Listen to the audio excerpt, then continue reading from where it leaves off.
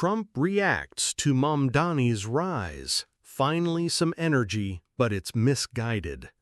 In what is now sparking coast-to-coast debate, former President Donald Trump broke his silence on the meteoric political rise of New York Assemblymember Zohran Mamdani, calling him full of energy, finally some energy, but it's dangerously misguided, in a statement that combines grudging acknowledgement with trademark Trumpian fire. Speaking to supporters during a rally stop in Florida, Trump took time to comment on Mamdani, the 32-year-old Democratic socialist from Queens who has become a growing figurehead for the progressive left thanks to his bold stances on housing, public infrastructure, labor rights, and especially foreign policy in the Middle East. He's wrong about almost everything, Trump said, but he's loud, he's got fans, and that makes him dangerous. What's most remarkable is that Trump, a figure known for ignoring rising state-level voices unless they pose a threat, chose to single Mamdani out, signaling just how much influence this new generation of progressive lawmakers is beginning to wield on the national conversation.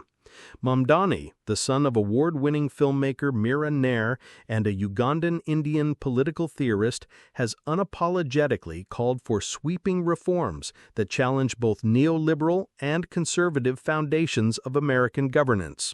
His proposals, such as statewide rent control, defunding and demilitarizing police, publicly owned utilities, and a dramatic cut to U.S. military aid to Israel, have earned him both massive grassroots support and intense blowback, particularly from more moderate Democrats and nearly every faction of the GOP.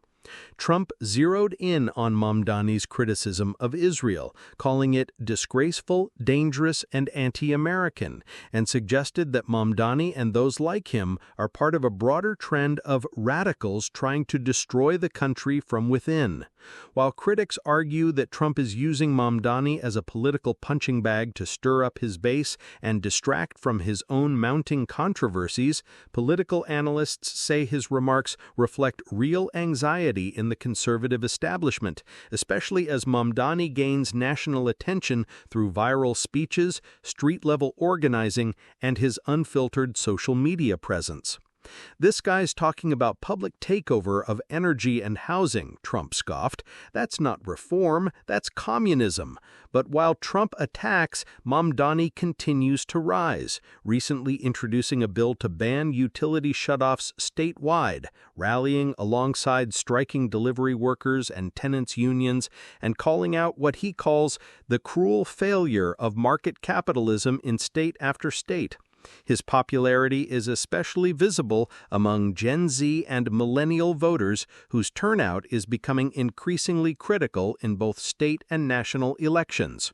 Trump's team, clearly sensing that this kind of energy could snowball into a serious movement, is now making progressive rising stars a core target of his messaging strategy heading into 2026. And yet, some observers note that Trump's admission of Mamdani's energy, however backhanded, is notable. Rarely does he acknowledge the potency of his political rivals unless he believes they command genuine influence. Trump's reaction also underscores the GOP's strategic concern that figures like Mamdani may not yet have the national platform of someone like AOC, but they represent the next wave, younger, bolder, unapologetically activist, and dangerously effective at mobilizing disillusioned voters. Meanwhile, Mamdani has responded to Trump's comments not with outrage, but a pointed redirection, saying, "If he's mad, we're doing something right.